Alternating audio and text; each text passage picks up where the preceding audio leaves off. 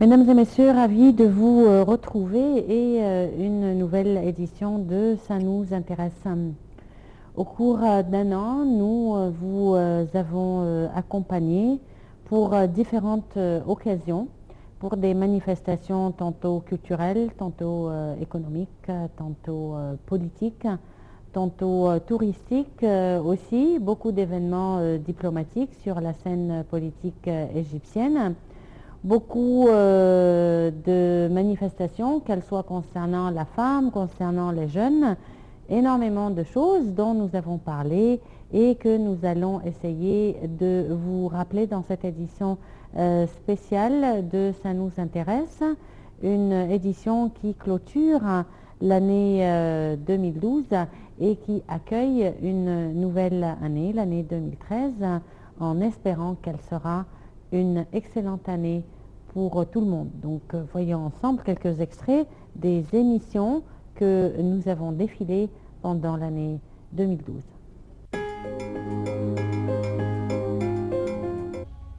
Mesdames et messieurs, ravis de vous retrouver et une nouvelle édition de Ça nous intéresse, une édition au cours de laquelle nous allons parler de la vie du prophète Mohammed, à lui bénédiction et salut, comme on l'avait promis au cours des précédents épisodes. Et pour parler de cela, nous serons en compagnie de Dr Sami Mandoud, professeur à l'Université Al-Azhar.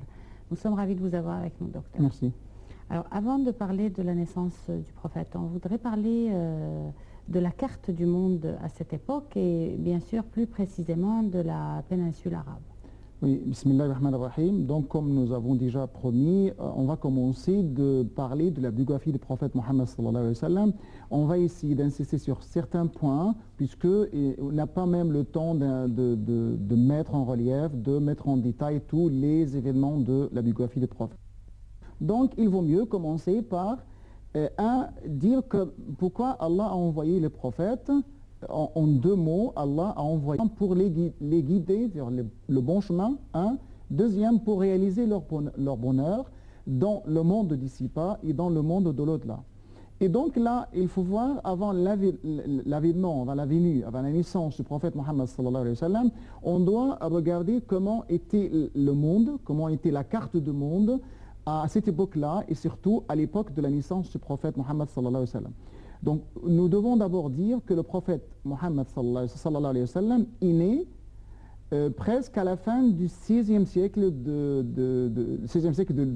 l'ère chrétienne, après la mort de Jésus-Christ. Donc, vous avez exactement, c'est dans 579, le prophète est né.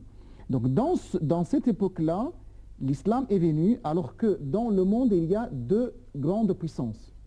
Comme on est aujourd'hui, il y a, par exemple, il y a la Russie, il y a les États-Unis. À l'époque de la naissance de la mission de prophète, on avait deux grandes puissances. On avait, d'une part, on avait ce qu'on appelle la Perse et on avait ce qu'on appelle la Byzance. Les deux grandes puissances ont déjà dominé le monde. D'une part, vous avez la Perse. La Perse était déjà, à cette époque-là, un terrain d'affrontement de différentes doctrines religieuses et philosophiques. Les gouverneurs persans, à cette époque-là, étaient alors les adeptes de Zarathustra. Bien, ils appartiennent à ce qu'on appelle les mazdismes. Bien, plutôt, on peut dire quand même les mages. Donc, ce sont les gens qui vont une certaine adoration au feu. Donc, ils ont déjà des habitudes tout à fait différentes de nôtres, tout à fait différentes des musulmans, tout à fait différentes des adeptes et des autres religions. Par exemple, ils acceptent qu'un homme peut se marier avec sa fille, par exemple. Donc, il y avait des mauvaises habitudes, il y avait ce qu'on appelle la corruption. Ils avaient assez des choses immoralistes dans cette époque-là, en Perse en particulier. D'autre part, vous avez ce qu'on appelle la Byzance. La Byzance, donc, on a ce qu'on appelle l'esprit colonisateur, c'est-à-dire c'est un État puissant qui commence à envahir le monde, à coloniser certaines nations. Donc, ils ont déjà une domination, pas seulement sur Je ne parle pas de la Mecque, je ne parle pas de Médine, mais je parle en particulier de la Syrie, je parle même de l'Égypte. Vous avez déjà les Byzantins qui étaient déjà en Égypte. Ils ont même des problèmes religieux et idéologiques avec les Égyptiens, puisque les Égyptiens, ils étaient déjà des chrétiens coptes, et les Byzantins, ce sont plutôt des catholiques. Donc il y avait quand même un certain affrontement entre les coptes orthodoxes et les byzantins envahisseurs qui ont venu en Égypte pour dominer l'Égypte et pour changer quand même, essayer de changer la religion des Égyptiens. Donc vous avez toute une puissance qui opprime, toute une puissance qui impose beaucoup d'impôts sur les citoyens, sur le peuple colonisé. Donc vous avez assez de monde qui n'a pas d'égalité, de justice, de fraternité, de solidarité. Donc il n'y avait pas un monde qui doit être basé sur les aspects humanitaires ou bien les humaniste, comme on l'appelle aujourd'hui. Donc vous avez tout un monde, comme on le dit, même dans les ouvrages historiques, non seulement orientaux, mais aussi occidentaux, c'est le monde le plus pire dans l'histoire de l'humanité, c'est-à-dire dans cette époque avant, c'est-à-dire au commencement du Moyen-Âge, en Europe par exemple. Donc là, d'une part, c'est ce qu'on appelle la carte du monde. Mais si on essaie de s'approcher un peu, de faire un certain focus même, c'est-à-dire quand on dit Arabie, on ne dit pas l'Arabie saoudite, mais quand on dit Arabie, on dit ce qu'on appelle la péninsule arabe, c'est-à-dire on appelait déjà Al-Hijaz. Il y a Al-Hijaz et les alentours même de Al-Hijaz, et dans il y a en Arabie en général, il y a plusieurs centres. Et la Mecque à cette époque, se représenter en tant que centre, c'est-à-dire centre et centre religieux et centre même, je peux dire quand même culturel. Donc là, pour parler de ce centre commercial, économique et en même temps culturel, religieux, il y a les gens qui viennent à la Mecque. À la Mecque, il y avait la maison sacrée, il y avait Bayt Allah al-Haram, il y avait la grande mosquée de la Mecque. Et donc, ils viennent, puisque normalement, quand on est en Arabie, on héritait certaines traditions abrahamiques. C'est-à-dire, nous, en tant que musulmans, en tant que juifs, notre père, c'était qui? C'était Abraham. Et donc, Abraham, c'était lui qui a fait les assises de la maison sacrée d'Allah, c'est de Al-Bayt al-Haram. Et nous, en tant que musulmans, en tant que musulmans, on est quand même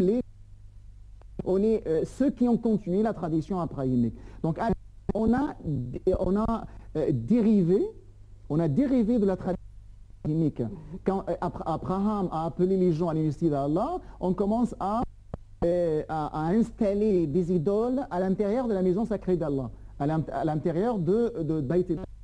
Et donc là, on commence à adorer les idoles au lieu d'adorer Allah. Donc à la Mecque, il y a donc les Arabes qui viennent de tout le monde, qui viennent des alentours de l'Arabie pour rendre visite, pour visiter la Kaaba et pour visiter la Mecque d'Allah, et pour quand même donner une certaine adoration aux idoles consacrées à certaines tribus. Donc il y a ce qu'on appelle l'esprit tribal qui régnait à cette époque-là, puisque les tribalismes à cette époque-là, il y a toujours des conflits entre les tribus. Pour n'importe quoi, on peut faire des guerres pour gagner, pour ce qu'on appelle les prairies, pour n'importe quoi, on peut faire des guerres. Donc la Mecque qui jouait alors le centre religieux, puisque les gens viennent pour faire le pèlerinage, pour faire la circumambulation autour de la Mecque. Il y a aussi un centre commercial, puisqu'il y a deux grands marchés.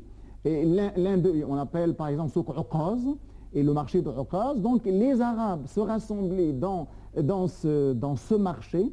Ce n'est pas un marché économique, ce n'est pas un marché commercial, mais aussi, il était aussi un marché intellectuel. Puisque c'est à cette époque-là, la littérature arabe est dominée essentiellement par ce qu'on appelle la poésie pré-islamique, la poésie arabe classique, c'est-à-dire la poésie métrique, la versification. Donc, à cette époque-là, il y a les Arabes, les grands poètes arabes qui viennent s'installer à la Mecque et surtout dans le souk, c'est-à-dire le marché de Uqaz, pour faire des compétitions poétiques. C'est-à-dire, l'un des poètes peut improviser un poème et on écoute, et les spectateurs et ceux qui ont écouté la poésie commencent à juger. Donc là, il y a ce qu'on appelle la critique littéraire. Donc vous avez déjà tout un clément, entre guillemets, culturel qui dominait à cette époque-là de la poésie. Il y a les Arabes. Les Arabes sont réputés de l'éloquence, de la rhétorique à cette époque-là. Donc c'est du point de vue. Je vais juste vous arrêter là, seconde, docteur, pour voir ensemble justement des images d'un film égyptien relatant la vie du prophète, à lui bénédiction et salut, pour voir ce que Dr Sami vient de dire, l'adoration des idoles, cette religion, comment elle était à l'époque. Donc nous allons voir ça tout de suite ensemble.